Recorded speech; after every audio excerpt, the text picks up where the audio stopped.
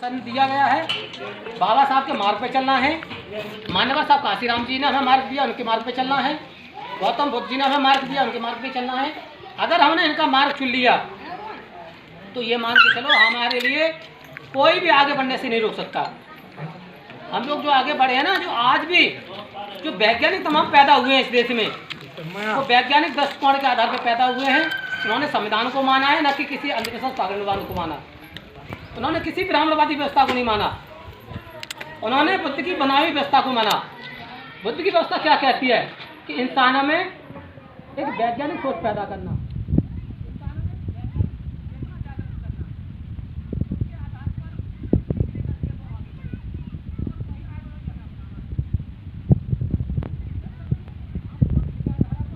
ग्रहण नहीं करेंगे तब तक अपने समाज का भी उद्धार नहीं कर सकते हैं। तो कहने का तात्पर्य यह है, वो भी समाज में केवल याद आप लोग जागरूक हो पाए हैं। और ऐसी समाज में 41, 42 सबके लिए बराबर दिया है, न किसी जाति के आधार पर दिया, न किसी वर्ग के आधार पर दिया। तो दिया है तो केवल सभी एक समान के आधार पर दिया है। जब सभी को समान बराबर है तो सभी का अधिकारी की लड़ाई सबकी बराबर है ना, बराबर हुई। तो समस्या कहाँ पर उत्पन्न है कि हमारे अंदर कहीं ना कहीं कमियां रही हैं। कमियां क्या रही कि हमने अपने समाज को, बाबा साहब को नहीं पकड़ा, महापुरुषों को नहीं समझा। हम लोगों ने बाबा साहब को समझा, तमाम महापुरुषों के मिशन को समझा, उनके मार्ग पे चलने का काम किया। और जब तक हम उनके मिशन को नहीं समझेंगे, उनको पढ़ेंगे नहीं, तब तक ना अपना भला कर सकते हैं, ना अपने समाज का भला कर सकते हैं। तो इसके लिए सबसे ज़रूरी चीज़ जो है हमारे लिए, जो बाबा साहब ने हमारे लिए दी, वो शिक्षा की दी। उन्होंने हमारे लिए मूल मंत्र दिया, शिक्षित बनो, संगठित रहो, संघर्ष करो। ये मूल मंत्र हमारे लिए बाबा साहब ने दिया। और बाबा साहब ने किसी एक वर्ग के लिए नहीं दिया, किसी एक जाति के लिए नहीं दिया, ये सभी के लिए दिया है। सभी लोग इसको अपना सकते हैं। लेकिन क्या है कि जातिवाद की बीमारी ऐसी हमारे समाज में पनपी हुई है कि उन्हें लगता है कि बाबा साहब केवल जाटुओं के हैं, जबकि बाबा साहब ने किसी जाति विशेष वर्ग के लिए मताधिकार नहीं दिया। बाबा साहब ने जो अधिकार दिए वो सब समाज के लिए दिए, पूरे भारत के लिए दिए, सभी के समानता का अधिकार दिया है, सभी का बराबरी का अधिकार दिया है।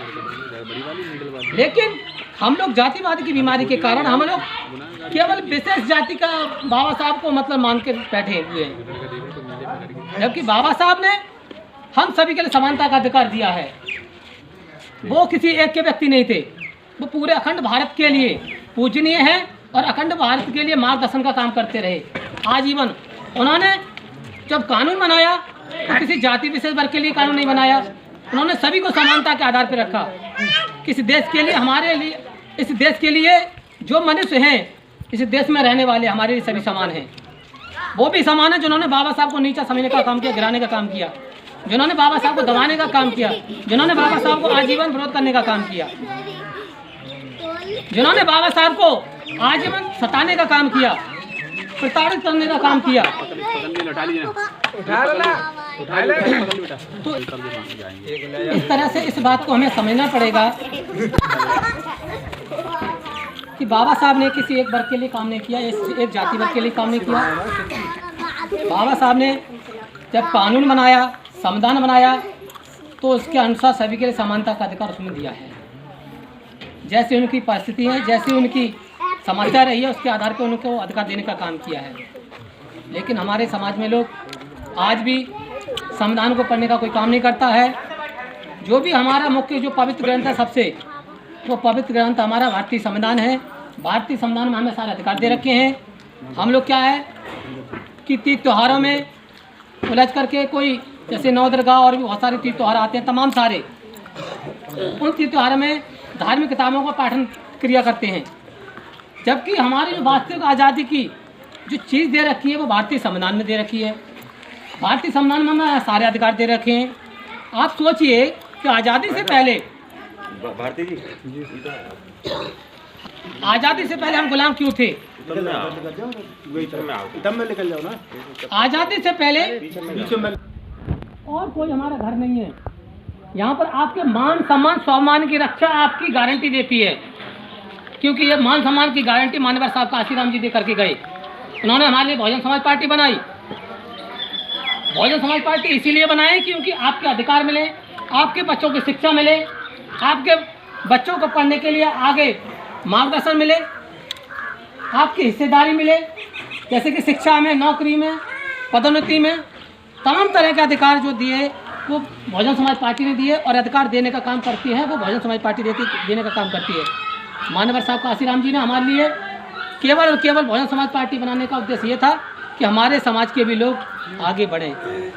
सदियों से सताए हुए लोग हैं हमारे समाज के लोग, भोले भाले लोग हैं हमारे समाज के लोगों को गुमराह किया जाता रहा, धार्मिक उन्मादों में फंसाकर हमें लोगों को गुमराह भटकाया जाता रहा। इसलिए मानव साहब काशीराम जी ने बाबा साहब के सपनों में चल करके हमारे लिए सत्ता के द्वार खोले, हमारे लिए हक अधिकार के द्वार खोले और हमारे लिए आगे बढ़ने का एक मार्ग दिया, एक घर दिया जिसका नाम है BSP, Bahujan Samaj party. Bahujan Samaj party हमारा घर है और बहुजन समाज पार्टी में ही हमें रहना है आजीवन। अगर हम अपने घर को किसी में छोड़ करके जाते तो हमारी इज्जत एक कुत्ते के समान हो जाएगी। और आप जो भी दूसरी पार्टियां, उदाहरण के लिए आप देख लो, जो भी बहुजन समाज पार्टी से निकल कर गए नेता गए, उनकी वैल्यू क्या है? उनकी वैल्यू एक जानवर की तरह हो गई है। न उनकी वैल्यू है, न कोई मान है, न कोई सम्मान है। क्योंकि जो अपने समाज के साथ दगाबाजी करता है वो समाज किसी काम का नहीं होता, वो इंसान किसी काम का नहीं होता, उसको समाज सब समझते हैं। तो इसीलिए केवल और केवल हमारे लिए जो पार्टी है बहुजन समाज पार्टी है और हमें इसी के लिए काम करना है, इसी में वोट देना है और इसी के लिए आगे बढ़ाना है। जब अपना घर मजबूत होगा तो अपने घर के बच्चे भी आगे बढ़ेंगे, अपने समाज के भी आगे बढ़ेंगे, हमें अपने हक अधिकार भी मिलेंगे। तो इसीलिए केवल और केवल हमारी जो पार्टी है बहुजन समाज पार्टी है और इसके लिए हमें काम करना है, उसी को हमें वोट देना है।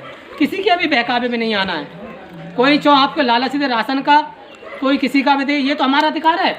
जो सरकार दे रही है वो कोई हमारे लिए वो नहीं कर रही है, समझ रहे हैं ना? हमारे ऊपर कोई एहसान नहीं कर रही है सरकार। ये हमारे अधिकार हैं, ये हमसे ही छीने के अधिकार हैं जो हमें अधिकार बहुजन समाज पार्टी ने दिए हैं। ये तो इसकी कॉपी कर रहे हैं, नकल कर रहे हैं, अन्य पार्टी जो कर रही हैं, जो हमारे वो कॉपियाँ कर रही हैं हमारे समाज की, बहुजन समाज पार्टी की। वरना उससे पहले बहुजन समाज पार्टी से पहले अन्य पार्टियाँ थी, उन्होंने कोई हिस्सेदारी नहीं दी। कहाँ पर हमारे हक अधिकार थे? कहाँ पर हमारी शिक्षा थी? हमारे लोग कितने पढ़े लिखे थे? हमारे कितने नौकरियों में लगे थे? जो केवल काम किया है बहुजन समाज पार्टी ने काम किया। हमारे लोग जो आगे बढ़े हैं वो केवल और केवल हमारी पार्टी की वजह से बढ़े हैं, बहुजन समाज पार्टी के लिए बढ़े हैं। मानवर साहब काशीराम जी ने जब पार्टी बनाई और पार्टी बनने के बाद में जितने भी स्कूल खोले गए आज के दिन में, तमाम सारे बहुजन समाज पार्टी ने, आदरणीय बहन कुमारी मायावती जी ने हजारों तादाद में स्कूल खोले, विद्यालय खोले, नौकरियों में लगाए, पदोन्नतियों में मतलब उनके लिए आगे बढ़ाया, तमाम सारा सम्मान देने का काम किया। किसने किया? ये बहन कुमारी मायावती जी ने किया। तो हमें केवल और केवल हमारी जो भी पार्टी है वो हमारी केवल और केवल बहुजन समाज पार्टी है। यही हमारा घर है, इसी में हमें आगे बढ़ना है, यहीं पे हमें संघर्ष करना है। किसी के भी बहकावे में हमें नहीं आना है। कोई भी हमारी लालच कितना भी दे, छोटे प्रधान से छोटे मतलब प्रधान के इलेक्शन से लेकर के बड़े से इलेक्शन तक कितना भी लालच फेंके, हमें केवल और केवल हमें अपने घर को देखना है। जो हमारा घर बहुजन समाज पार्टी है, जो हमारे समाज की मुखिया हैं, जो हमारे घर के नेता हैं, उनको हमें देखना है, न कि किसी दूसरे को। क्योंकि लड़ाई भी हमारी वही लड़ती हैं। आज भी अगर बहन कुमारी मायावती जी अगर अपने साथ में बैठ जाएं तो हमारी स्थिति ऐसी हो जाएगी कि बहुत पहले से भी ज़्यादा गुजरी हो जाएगी, तय गुजरी हो जाएगी। बहुत ज़्यादा हमारे ऊपर अत्याचार बढ़ जाएगा। तो याद रखना कि आपका केवल और केवल मान सम्मान केवल है तो बहुजन समाज पार्टी में, इसके अलावा किसी में नहीं है। अन्य पार्टी हमारे लोग इस्तेमाल करती हैं, हम लोगों का इस्तेमाल करके हमसे वोट लेकर के हमारा शोषण करती हैं। आप देख लो, अभी उदाहरण के लिए हमारा शोषण हो नहीं रहा है क्या वर्तमान में? कि हमारी महंगाई, बेरोजगारी, आज जो हमारे जो सामान मिलता था उस समय जो 450 का सिलेंडर मिलता था, क्या आज वो हमें 450 को मिल रहा है?